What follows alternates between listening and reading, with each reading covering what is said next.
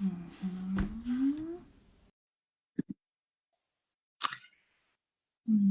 Ja, bando priimt.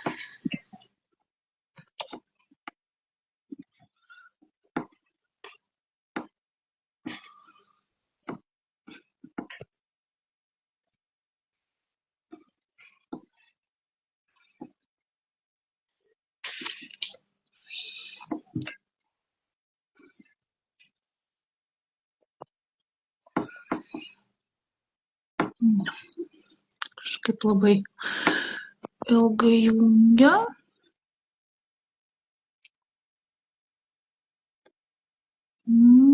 Karina, labas.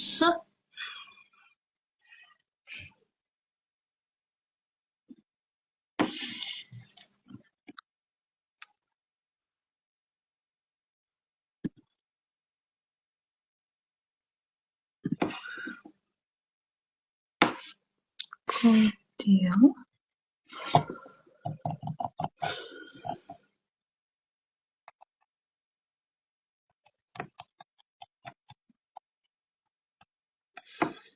O, Pavyko ir aš dabar jau girdžiu.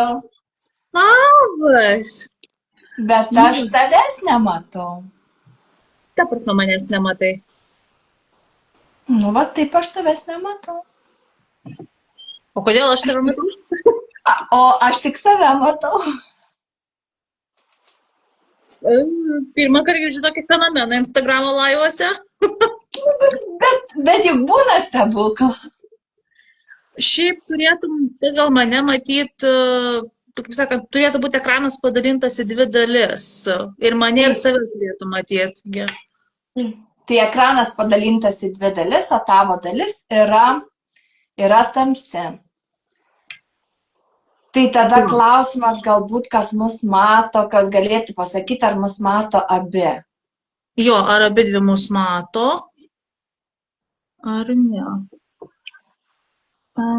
Palauk, žiūrėk, kažką pabandysiu padaryti. Aš iš savo asmeninio Instagramo pabandysiu pasijungti, pasižiūrėti, ar matosi laivas.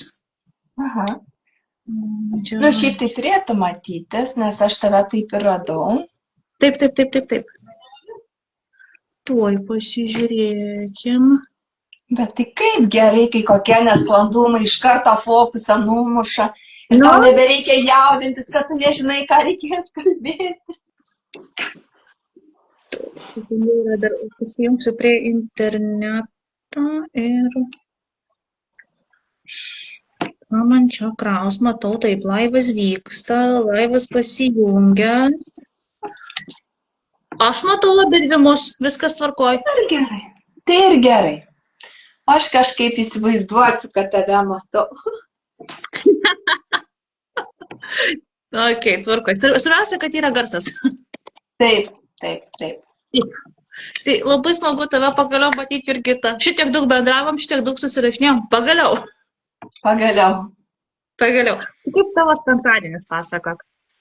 Kaip to? Šiaip iš tikrųjų darbingas, nes aš net galvoju, vat jungiuosi su tavim kalbėti apie kūrybą ir kai tada mes pirmą kartą susitikom, kai tada susitarėm laiką, kad pagaliau, kad kuris ten mums abiejoms tinka. Ir nuo to, kas vyksta dabar, iš tikrųjų, kiek daug visko įvyko. Tai mano toksai naujausias yra, žinai, dalykas, ką aš atradau aną savaitę.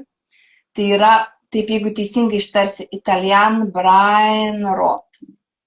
Kai vaikam pasakai, tai jie iš karto su visom ovacijom ten klykia, trypia kojom ir džiaugiasi, kad bus tokia kūryba. Man tai yra dar nauja ir tik įsivedu. Tai va. Ar nežinau, ar tu žinai, kas tai yra? Aš bandau susivokti, aš suprantu, kad čia kažkokie žodžiai, bet man tai tik tai žodžiai. Taip, tai ten, žinai, jeigu pasakyčiau ten tą baleriną kapučino arba tralelę tralailer arba ten dar kažkokią, tai greičiausiai susivestų vėl su kažkuo. Tai tiesiog mano edukacijos pasipildo nauja veikla, kaip negyvą daiktą sujungiam su gyvu daiktu ir gaunam kažką tai tokio įdomaus. Įdomu. Tai vat matai, su manim visada taip įdomiai, kažkas nutinka ir būna. Geras, nes aš, ta prasme, kai ir savim pradėjom bendrauti, ir tave geriau pažinau, ir apie tave daugiau pasiskaičiau, išskaičiau, kas tu per asmenybę, tai pasakysiu vieną, tavęs labai daug. Taip. Tai yra labai gerai, tai yra nuostabu, tai yra labai gražu, tai yra labai faina. Tai va. Tai gal aš tada, jeigu tu man leisi, aš tą labai daug žmogų Jurgitą pristatysiu. Taip trumpai, jeigu kažkas, tai tikrai visada gali papildyti. Tai nuo labai labai seniai, nuo 90-ųjų pabaigos, Jurgita, tu esi kūryboje nuo to laiko. Ir tai yra tavo gyvenimo tikriausiai stiprybė. Kaip jau tu pati minėjai, kad kūrybos neįmanoma apibūdinti žodžiais ir vat ją reikia pajausti ir išjausti. Taip. Tai vat aš kaip matau, tu savo kūrybą, savo veiklomis tu kvieti žmonės pajausti, išjausti. Kaip ir minėjai, kad tavo kelias prasidėjo nuo keramikos.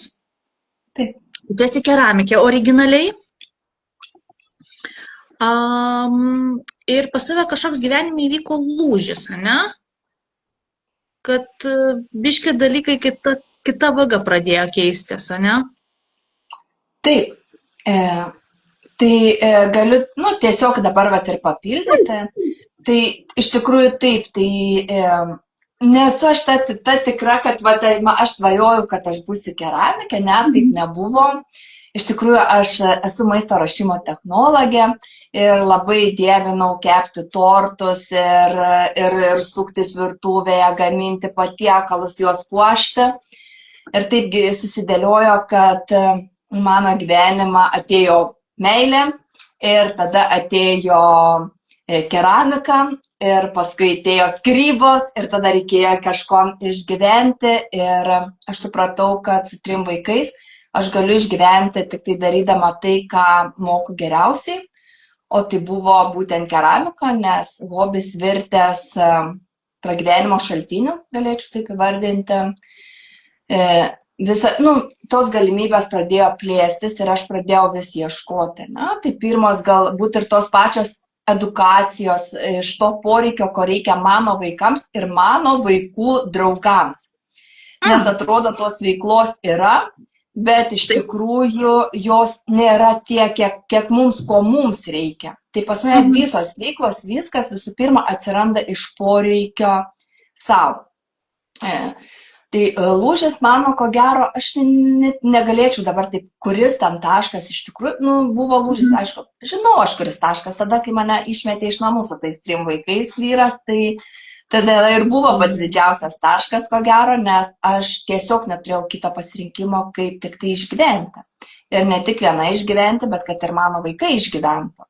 Tai iš tikrųjų šiuo laikotarpiu jau džiaugiuosi, nes tai praėjo 17 metų. Ir tikrai ir vaikai išgyvena ir gyvena, ir aš turiu ir anūkę, tai mėgaujuosi kitokiu jau etapu ir kažkaip tai judam pirmin.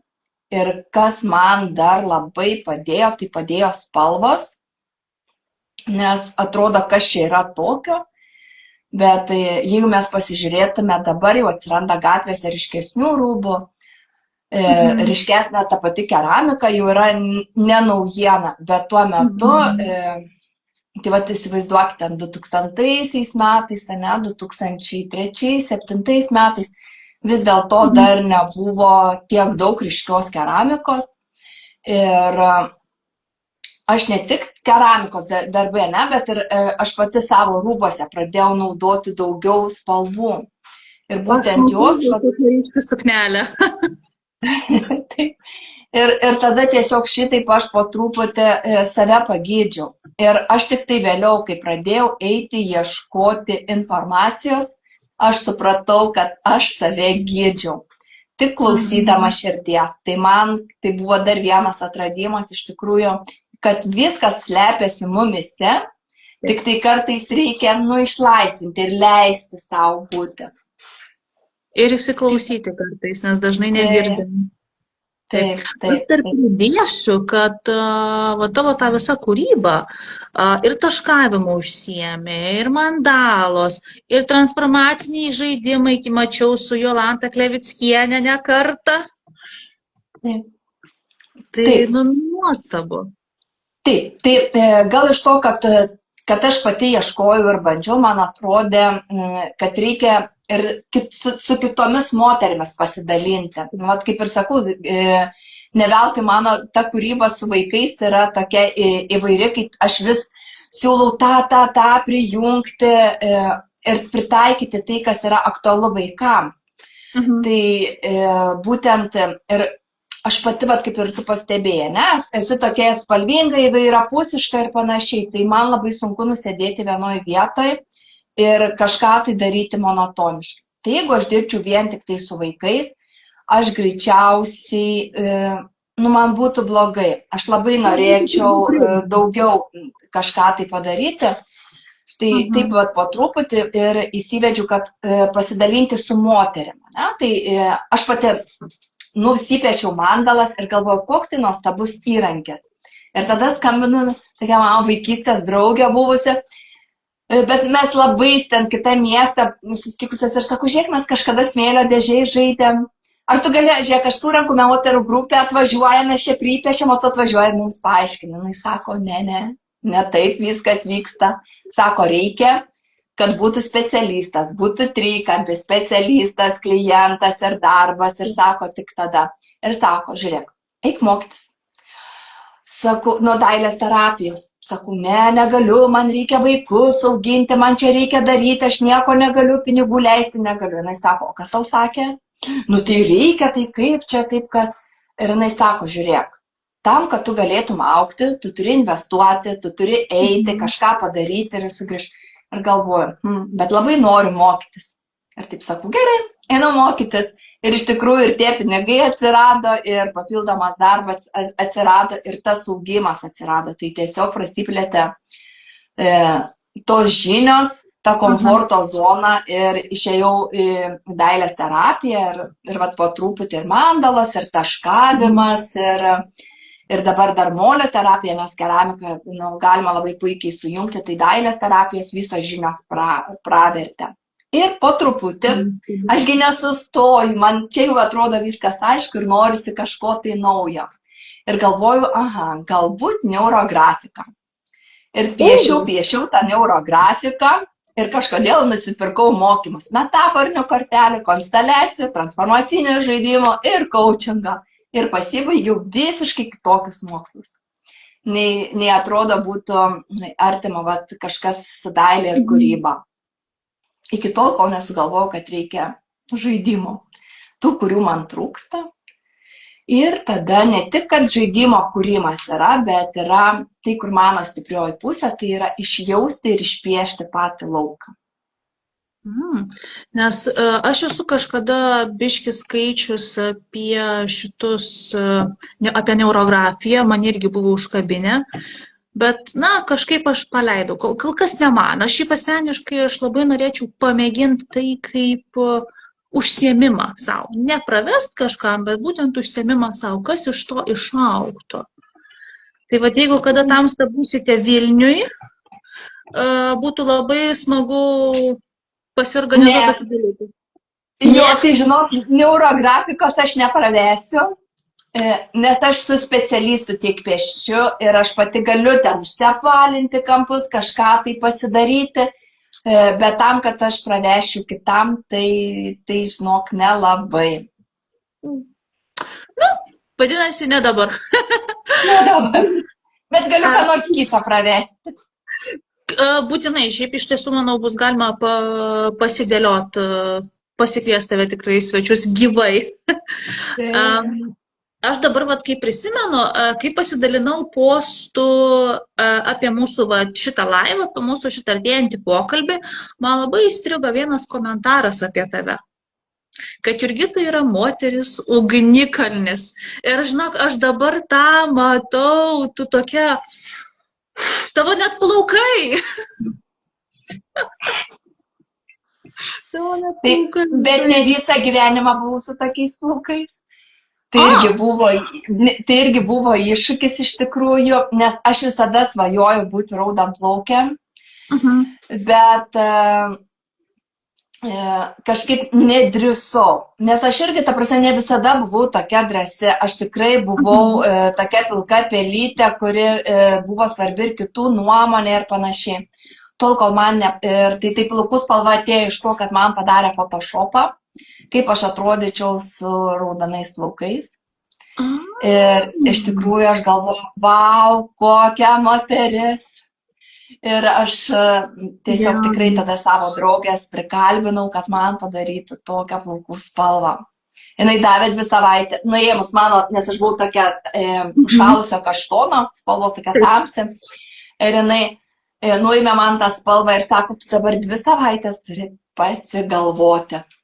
Ir po tų 2 savaičių aš dar sakau, labiau noriu. Tai dabar ko gero visi net neįsivaizduoja, kad aš galėčiau būti kitokia. Bet ko gero tai vėl. Taip, galvoju, vėl ta pati spalva mane ir įkvėpia, kad aš galėčiau daugiau judėti pirmyn. Taip. Tai aš galbūt tada pereisiu prie kelių klausimų, kuriuos esu tam pasiruošusi. Tai dabar kaip apskritai prasidėjo visa ta kūryba, kaip prasidėjo tos tavo kūrybos kelias, ar čia nuo vaikystės, ar tai buvo su kažkokiu tikslu. Vieną išgirdau, kad, kaip saka, šeimą reikia išlaikyti, vaikus reikia išmaitinti. Bet kas vis tiek paskatino tiek daug veiklų? Jeigu grįžti nuo to, kodėl tiek daug veiklų, tai tiesiog aš toks žmogus esu, kad man reikia daug tam, kad aš gerai jausčiausi. Tada aš viską suspėju, viską padarau. Aš esu labai sistemos žmogus, man labai reikia visur struktūros, kad būtų, tada viskas vyksta labai gerai. Kūryba, ar aš, žinok, prisipažinti, aš mokiausi tais tokiais labai senais laikais, kai mokykloje buvo 5-balė sistema, tai aš už dailę turėjau 3 ir tai jisai būdavo ištemptas ir man draugė pieždavo piešinius. Tai tikrai dailė nebuvo mano stiprioji pusė, nes man reikėdavo kažkaip kitaip nupiešti, nei visi piešti. Ką dar prisimenu, tai pavyzdžiui, darželėje aš pieždavau žmonės su trikampiam galvom. Irgi toks ateina, galbūt visada kažkaip kitaip jinai pasireikšdavo, galbūt buvau tokia nesuprasta, nepriimta, nežinau. Ir paskui tiesiog, kaip ir sakė, susipažinau su vaikų tėvu, jisai parodė keramikos to amato išmokę, pradėjom iš keramikos išgyventi, važinėti į mugės, į galerijas, tą ratą tokį pažinčių plėsti. Ir taip po truputį ėjo ta kūryba ir galbūt iš to poreikio, ko reikia ir ko trūksta. Nes, pavyzdžiui, man patinka ryte gerti kavą iš ryškaus puodelio, nes tai vėl yra spalvos. Kartais kaip tik norisi tokio flow, tokios patinginiavimo būsenos. Tai renkuosi kažkokį pastelinę puodelį. Bet kai jis yra rankoms nulipdytas, jis yra kažkoks mielesnis, bent jau man taip atrodo. Reikia kažko tai vaikams, elementaru, tegul neužpyksta nei vienas kūrėjas, aš visus gerbiu ir visiems vietos pasaulyje tikrai užteks, bet pavyzdžiui, man dažnai skambina ir sako, ar tu gali mums nulipdyti tą bliūdą, kur sėdi žmogeliukai ir mes norim mokytojai padovanoti. Sakau, ne, aš negaliu lipdyti. Bet sakau, jeigu norit, sakau, aš galiu jums pravesti edukaciją. Kiekvienas vaikas nusilipdo save, kartu mes nulipdam bliūdą ir tada juos susadinam. Tada bus tikras darbas. Darbas, kurį bus padarytas iš širdies, kur kiekvienas vaikas atspindės save. Tai aš manau, kad aš esu iš tų, kurie laužo tas tokius stereotipus. Aš taip manau. O gal ne? O gal yra ir daugiau tokių ir mes visi vienodi. Aš manau, jeigu mes paieškotume, tai mes tikrai galėtumėm rasti. Taip, spalvos, tu labai daug kalbėjai apie spalvas, tai spalvos tavo darbuose šiaip labai išreiškingos. Aš kiek pasižiūrėjus, kiek dabar pradėjau sekti tave ir Instagram, ir Facebook'e, žydra, mėlyna, oranžinė, wow! Žalia. Ir ką tau reiškia spalvos? Ir tu jau prieš tai minėjus, kad tau spalvos padėjo ir sunkiu gyvenimo momentu. Tai vat, tos spalvos, kokia jų reikšmė tau? Šiaip iš tikrųjų taip, kad labai sureikšminti aš negaliu, nes iš tikrųjų kiekvieną dieną rengiuosi tai, kuo noriu aš apsirengti, ne? Tad tiesiog atsidarai spintą ir pagalvoji ir tu pasiemi intuityviai, ne? Ir tai jeigu mes darytume kokią dailės terapijos darbą, tai greičiausiai taip ir būtų mano darbe atsispindėtų visos šitos spalvos. Kodėl aš renkuosi tas spalvas? Nes man tiesiog jos patinka. Prisipažinsiu, vasarą dažniau mėgstu baltą spalvą. Nes atrodo, kai vasarą, kai jeigu diena yra karšta, tai kaip tik norisi to balto, to gaivumo tokio. Kai yra šalta, nu tai aišku, kai tu eini žiemą ir pamatai, oranžinius plaukus tenai, kažkokius ten dar kažką, nu ta prasme, tu iš karto kažkaip kitaip sureaguoji. Man atrodo, kad visų pirma, aš rengiuosi dėl savęs, ne, su tom spalvom ir būnu, o paskui yra tai, kad nuo to aš dalinuosi kažkuo tai. Galbūt kažkam reikia to lašelio kažkokios tai spalvos. Nežinau, ką. Aš tavęs klausau, aš matau visus šios istorijos, įkvepia tavo, apskritai, jeigu leisiu tai pasakyti, tavo gyvenimas įkvepiantis. Ačiū. Toks labai, kaip sakant, tu nelauki gyvenimo.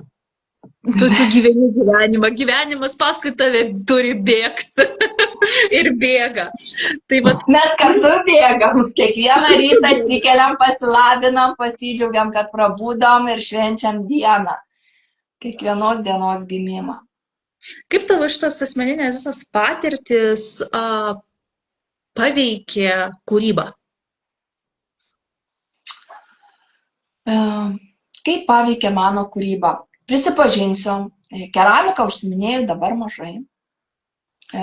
Todėl, kad ir kaip man patiktų ar darytų, tu turi atlaisvinti vietą, kas ateina į gyvenimą ir atėjo į mano gyvenimo transformaciniai žaidimai. Tai iš tikrųjų aš turėjau kažko atsisakyti, nes esu ir festivalio organizatorė, tai būtent kai keramika, tiesiog pasirinkimas, ne, kai jau mažiau lipdžiau, tada atsirado vietos būtent transformaciniam žaidimam. Nes mes dėja turim tik 24 valandas, iš kurių reikia 8 miegoti. Galima ir mažiau pamiegoti. Negalima, žinok. Tada vis tiek kažkuria diena turėsi kompensuoti ir išsimiegoti. Nes mano ta sėkmės formulė galbūt ir yra, kodėl aš esu resursė, nes aš stengiuosi, kad 8 valandas išmiegočiau. Bet aš pastebėjau, yra tokių žmonių, kuriem užtenka ir 6 valandų miego ir jie puikiausiai funkcionuoja. Taip. Bet jie esam skirtingi. Taip. Kaip ir pati minėjai, kad daug dėmesio skiri edukacijoms, jaunimui, vaikams, ne? Kodėl tau yra svarbu dalintis šitomis žiniomis? Ką tau tai reiškia? Tai visų pirma buvo tai, kad buvo mano vaikam trūkumas ir mano vaikų draugam. Paskui mane paskatino, kad tapčiau edukatorė, turėčiau kaip būrelį. Tada mane pastebėjo kiti ir sako, tai labai yra, būtų vaikam naudinga, nes visų pirma, tai yra smulkiosios motorikos lavinimas. Kai aš pradėjau ieškoti, kaip moteriam paįvairinti, aš supratau, kad visą tai mes galim daryti ir su vaikais. Kad darbai yra ne tik tas podelis, kad jisai toksai turi būti ir ne kitoks ten, bet galima leisti ten iš podelio padaryti kokį nors dramblį, dar ten kažką, aš čia kaip pavyzdį duodu, kad pavyzdžiui per molį galima dirbti su emocijomis. Turiu pavyzdžiui tokią edukaciją, kuri vadinasi monstriukas ir mes kalbam apie baimės. Ir tam, kad padrasinti ir turėtume, mes lipdam savo draugą monstriuką, kuriam galima, pavyzdžiui, papasakoti savo baimės. Tai aš manau, kad kiekviena mano edukacija, jinai yra su tam tikra mintim kažkokio tokio, kaip čia pasakyti, Potekstė. Jo, kad vat būtent kažką iš jo įsineštų daugiau negu vien tik tai smulkiosios motorikos lavinimą. Aš esu ta mokytoja, kuri neduoda pavyzdžio, nes man yra labai svarbus vaikų kūrybiškumas. Jie mato ten tokią detalę sujungti su tokia detalė. Aš parodau tai, kas yra svarbiausia. Na, ten, pavyzdžiui, jeigu podelį, tai parodyčiau, kaip podelio formą pasidaryti. Bet visa kita kūryba, kokią rankenėlę uždėti, kaip išdekoruoti, tai jau yra vaiko pasirinkimas. Tai aš manau, kad tai yra labai svarbu, plus mes žinom tie, kurie sukasi versle, kad be kūrybiškumo versle niekaip, o čia pas mus Lietuvoje truputį kūrybiškumui stringam. Tai aš manau, kad esu toks mažas raiktelis, kuris galbūt padės vaikams ateityje. Aš dabar galvoju, kad tokių mokytojų kaip tu turėtų būti daugiau. Aš žinau, paleidžiu mokymus, tai kas norit, prašom, atėjai dalinsiu žiniomis, nes nebežinau, kur judėti. Tiek daug. Tu žinok, taip, aš žinai, kiekvienais metais maždaug pasirašau planą. Ir paskui, žinai, žiūriu, kad ir tą turėjau šiemet nesuspėjau padaryti, ir tą nesuspėjau padaryti. Tai aš manau, kad tikrai norėtųsi pasidalinti, kad daugiau, mes visos esam kūrybiškos. Tikrai. Ir galbūt tik tai viena kažkokia pamoka, kur aš parodau, kaip ką ten padeda žmogui laisviau paskui judėti. Dabar man labai yra įdomus transformaciniai žaidimai. Ką jūs ten transformuojat, ką jūs ten keičiat, kokius ten transformerius žaidžiat. Kaip apskritai atsirado visa, kas yra ta sėkla tiem transformaciniam žaidimam? Kaip jie susiję su tavo kūryba? Tai transformacinis žaidimas iš tikrųjų yra ne apie tą filmą, kur visi įsivaizduoja, kaip mes išsilankstom, bet yra apie mūsų pokytį, apie tai, kaip mes turime visokio tokio, atsiprašant, prisikrovę, galbūt tos pačios baimės, išeiti į viešumą, galbūt pasileisti kažkokius mokymus ar dar kažką. Ir mes labai dažnai pastringame. Tai tam, kad pastrigti, mums, mes einam į coachingą, einam pas psichologą ar dar kažką ir ten kalbam ir dirbam. Tai transformacinis žaidimas yra nuo 5 iki 10 maždaug psichologo ar coachingo sesijų. Ir tai yra labai pritaikyta konkrečiai, netgi, pavyzdžiui, jeigu žaidžia grupelę, aš rekomenduoju taip iki 5 žmonių, yra žaidimas, kuris tenka ir 8 žmonėm. Tai tiesiog jau yra pritaikoma tam tikram žmogui klausimas, bet čia yra pačio vedlio jau, aš manau, profesionalumas pritaikyti ir vesti tuo keliu, nes ateini žaidimą su tam tikra užklausa. Pavyzdžiui, turiu pinigų žaidimą ir užklausa, kaip man uždirbti 3000 eurų į mėnesį. Pavyzdžiui, galbūt žmogus tiesiog pasako, kaip man uždirbti 3000 į mėnesį. Ir tada klausiu, o ko tu nori uždirbti šypsenų 3000? Ir sako, ne, pinigų, o kokių pinigų? Ir tada tu jau pradedi ir jau matosi, kur žmogus kartais neįsivardina, kur jisai save stabdo ir eina. Tai transformacinis žaidimas tikrai beveik kiekvienas paliečia mūsų įsitikinimus. Tai yra tai, ką mes iš vaikystės, galbūt iš jaunystės, o galbūt ir iš dabartinių laikų užsikrovėm savo ir neleidžiam daryti kitaip. Ir būna praktikos įvairios užduotis, kurios padeda išlukštenti tą situaciją. Metaforinės kortelės taip pat naudojamos. Tai kuo čia mano kūryba yra susijusi? Tai kai aš mokinausi metaforinės korteles, konsteliacijas ir coachingą, buvo pamoka supažindinta ir mūsų transformaciniais žaidimais ir galvojau, čia tai įrankis. Nes aš pati mėgstu žiūrėti serialus ir kai juos žiūriu, aš nagrinėju, kaip kokia situacija prie ko privedė. Ir koks įvykis kaip įtakojo. Tai yra mano kiekviena toks papildomas galbūt mokymas šaltinis. Tai būtent transformacinis žaidimas tau ir kelia taip į praeitį tavo ir išlukštena. Tai va. Na, ėjimas į tą gylį, į save ir, kaip sakant, aš bent jau kaip suprantu, pataisyk, jeigu negerai, kad kaip čia, tu varai gilyn į save, klausi galbūt to, nežinau, vidinio aš, vidinio vaiko pasąmonės tikriausiai ir tada išlenda kažkokie atsakymai, kažkokios tikriausiai programos iš, žinai, šeimos, tėvų, aplinkos. Taip. Taip, tikrai taip, yra ir iš mūsų protėvių, aš turiu patį paskutinį kvantinį šuolį, kur tikrai nusikelia net iki 8 kartų žmonės ir ten narsto problemas. Čia stipru. Taip. Bet aš jo nerekomenduoju tam žmogui, kuris nepradėjęs dar savęs kapstytis, kad ateitų ir iš karto pradėtų nuo šito žaidimo. Jis geriau mažai žingsneliais. Aš sakau, geriau visada viską veikti mažai žingsneliais. Nes tada neįvyksta sprogimo. Nes kai mes gaunam daug informacijos, mums būna per sunku. Mes nebepavežam ir tiesiog tada nieko nebepadarom. Tada, kaip šiandien su vienom pažįstamam susitikom su kolegam, su draugiam, tai išmuša saugikliai, sakėm. Taip, būtent. Ja. Kūryba yra 2 dalių jungimas, ne? Kaip šį apibrėžimą jauti savo gyvenime? Šiaip iš tikrųjų, kai kažkada šitą frazę išgirdau, man tai buvo vau, tai kažkas tai tokio.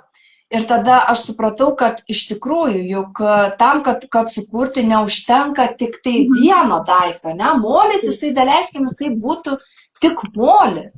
Bet kai tu įdedi savo mintis, savo širdį, kai tu duodi savo rankom kurti ir daryti, kartais tikrai ir galbūt ta nuotaika mūsų būna, kai jinai ne tokia, kokios mes norime, ne, ir tas darbas kitaip krypsta, bet irgi leisti savo padaryti kitaip.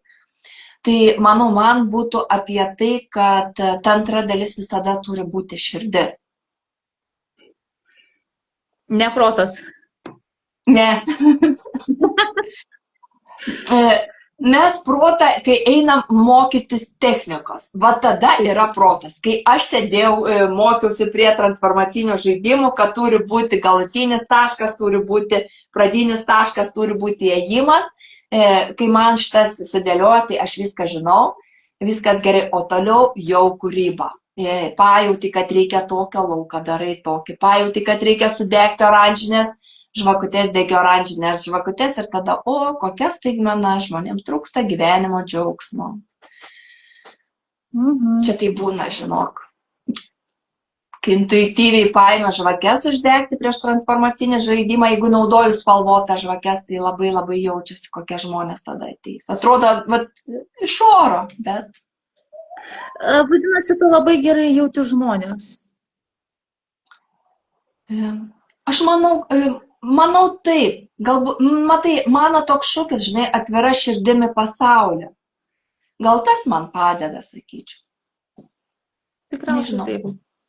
Taip. Nes iš tikrųjų taip, man ir visatos visada paprašau pagalbos ir tikrai nesvetimas ir dėkingumas yra ir Dievas ir viskas kažkaip savaime gaunasi. O visata visada klausosi ir visada girdi. Taip.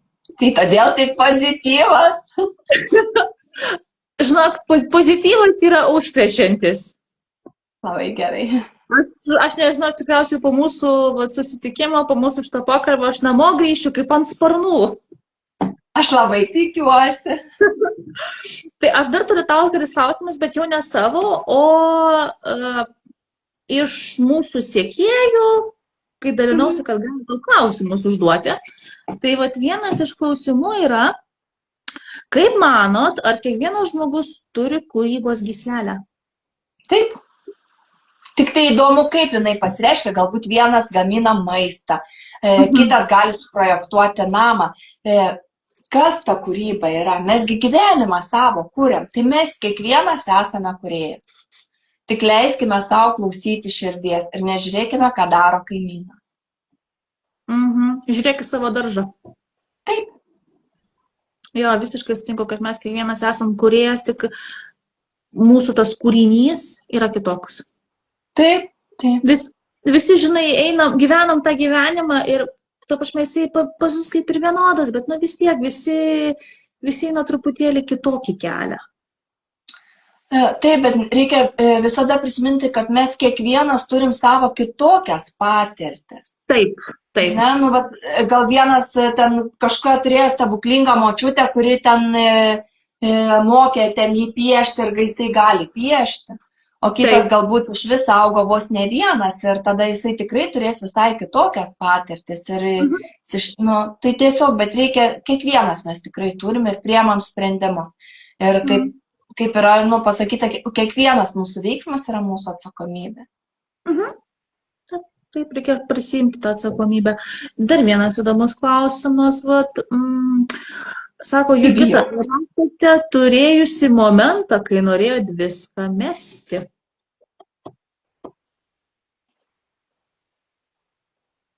Šitoks galbūt čia kažkas, aš taip įtariu apie perdegimą gal? Ne, tai perdegimo neturėjusi. Ir visada, va dabar, kai visi čia madinga tapo perdegti, tai aš iš tikrųjų nesu turėjusi tokio dalyko ir nelabai įsivaizduoju. Taip, aš galiu būti pavargusi, nes turėjau tokią patirtį, kai dirbau 3 savaitės po 12 valandų. Tai tiesiog aš leidau po šitų 2 dienas gulėti lovai, žiūrėti serialus, bet tai nebuvo perdegimas, tai buvo kūno ilsėjimasis. Nes aš tikrai visą kitą dariau sąmoningai ir norėjau daryti, bet žinau, kad reikia pailsėti. O ką aš darau, aš žinau, kad turiu tokį sėkmės receptą, aš turiu savo tinginiavimo dieną. Nu, ten nelabai tinginiauju dabar pasirodo, nes gyvenu lovoje tada tą dieną, galiu žiūrėti serialus, galiu dirbti kompiuteriu, galiu skaityti knygą, bet ta diena yra lovoje. Aš niekur neinu, nieko nedarau ir leidžiu savo tiesiog daryti, ką aš noriu daryti. Bet aš labai myliu gamtą, einu į gamtą, mano studija yra netoli mūsų Panevėžys Skystakalnio parko, tai ten atgaunu jėgas, jau mačiau visas tas 3 voveraitės, daug paukščiukų mes turim, genių, antytės ir panašiai, tai pas mane čia energijos bomba, kur aš pasikraunu. Tai va, tai o žinokit, mesti aš tikrai nenorėjau. Aš galiu paburbuliuoti, papykti, kad kažkas kažkaip ne taip, bet ne, apie tai, kad mesti nebuvo tokios minties. Tai vadinasi, tada tiesiog esi savoje vietoje, savose rogėse ir tau to užtenka. Taip. Nes, manau, jeigu tu žmogus tikrai myli tai, ką tu darai ir tu tai darai iš širdies, na, tu tiesiog, vat kaip ir pati sakei, norėsis pailsėti. Tiesiog pailsio, bet ne kad, viskas šiame, man to nebereikia šiuo metu. Kažkur skaičius, man labai patiko tokia mintis, čia angliškai, bet, na, principas yra tas, kad reikia turėti per savaitę 1 tinginiavimo dieną tam, kad išliktum sveiko proto. Taip. Tai tiesiog nieko neveikti ir leisti savo būti. Nu, kartais tikrai nepavyksta į savaitę 1 dieną turėti, bet į mėnesį tai tikrai tokią dieną. Ir kitas dalykas, aš dar prisipažinsiu, aš neturiu atostogų ir man jų, ta prasme, aš nepasigestu. Nes dėl ko ir sakau, man labai svarbu yra dirbti kelias veiklas, kur aš ilsiuos, nes, pavyzdžiui, šiuo metu kuriu metaforinės kortelės, bet visiškai nesiliečiu prie transformacinių žaidimų, nei kūrybo, nei nieko, nes tiesiog aš paleidau, ne, mano dabar sezono edukacijų uždarimas ir aš čia visą energiją dėsiu, kad jos pasibaigtų ir pabaigtume kažkaip vis įdomiau kažką padaryti. Tai tiesiog mano tas fokusas nuo vieno į kitą ir man leidžia, nu, tai būti, nes aš kai pradedu galvoti, kad aš turėčiau kažkur išvažiuoti 2 savaitėm, man tai yra siaubas ir aš tikrai nenoriu su tuo siaubu dirbti, kad man čia būtų paskui negerai. Bet čia kitiems tas negalioja, čia tik tai man. Ne, tai aišku, visi esam skirtingi. Nu, man asmeniškai irgi, aš turiu 2 veiklas. Viena veikla yra protinė, tai yra mokytoja, tai yra, žinai, na, tu vis tiek stovi prieš auditoriją, prieš žmonės, kaip sakant, na, tu esi pavyzdys. O vat kita veikla, tai yra kūryba, va šitie va kūrybiniai pokalbiai, aš čia turiu laisvę kurti, klausimai, bendrauti su žmonėm, juos pažinti, kurti su medžiaga, su kuria dirbu, vat.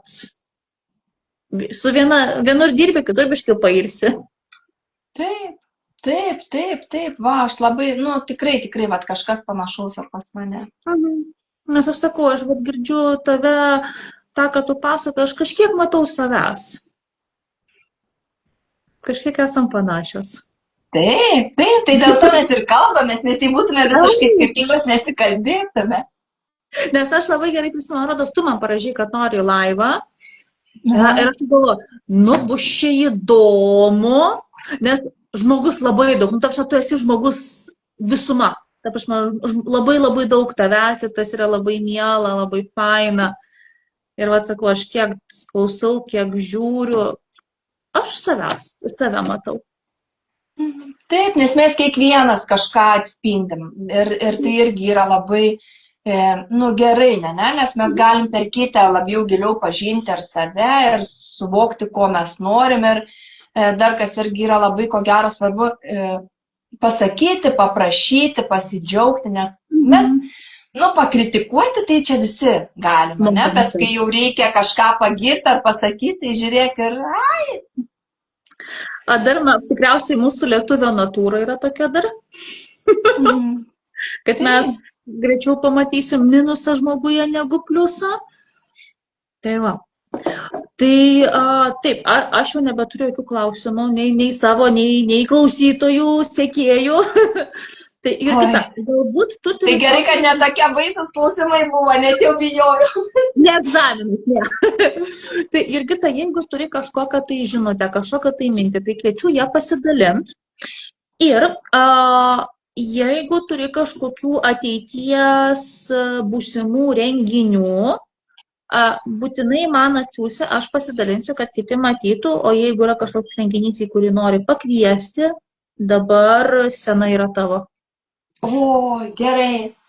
Žinokit taip, aš turėjau svajonę, kuri virto realybę. Ir spalio 18 dieną Kėdainių arenoje vyks transformacinių žaidimų festivalis, kuriame bus ne tik transformaciniai žaidimai, bet ir įvairios praktikos.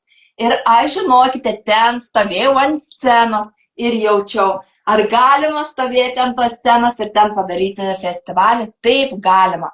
Žinokit, taip, prisipažinsiu, mes tikrai paskaičiavome pačią mažiausią kainą, tik tai tam, kad kiekvienas, kuriam yra įdomu, kas tai yra, galėtų atvažiuoti tą festivalį ir susipažinti. Ir sudarėme tai programą, kad neišmuštų saugiklių. Tai yra žmogus pats pasirinks, kaip susipažinti, paragauti, padegustuoti tą patį žaidimą, netiesioginę prasme, aišku, ir su jais susipažinti. Tai va, tai tie, kurie nori save giliau pažinti, tai prašome festivalį spalio 18 dieną. O tie, kurie nori papildyti savo žinias su lipdymais, kurie tinka ne tik lipdyti iš molio, bet taip pat ir iš plastelino ir iš kitos lipdymo masės, tai kviečiu pasiekti mane, bet tada reikėtų sekti per Jurgitėlės amatai profilį ar puslapį. Ir ten aš jau dalinuosi, kad startuoja mokymai. Mokymai 3 valandų ir ten bus tokiais blokais sudaryta. Tai pats pirmas yra nuo žiedo iki vaisiaus ir plus vienas per terapinį užsiėmimą. Tai ne tik, kad išmoksi lipdyti, bet iš tikrųjų dar visą tą laiką savo leisi labai kūrybiškai praleisti. Tai ačiū už tai, kad leidote pasakyti reklamą. Visada prašom, aš jau tave pafollowinau. Ačiū. Jurgitėlės matai. Tai šiaip galėsiu pasidalinti tavo šiuo profiliu, kad matytų, nes aš kaip suprantu, turi kelis profilius. Taip, tai mistika, čia Instagram'e mistika su Jurgita, tai yra daugiau tas mano asmeninis ir tai, kur dalinuosi per transformaciją kažkokius. O Nes aš su Jurgita Čiplytė, jeigu Facebook'e, o Jurgitėlėse matai, tai aš atskiriu, kad žmonėm jau kūryba ir liktų ten, kur yra su keramika, kad būtent ten bandžiau privesti ir ten žaidimus, bet man jie ten kažkaip nelabai prilypo. Neprilipo. Vadinasi, taip turėjo būti. Tai Jurgita, aš tau esu be galo dėkinga už šitą nuostabų, spalvingą, įkvepiantį jaukų pokalbį.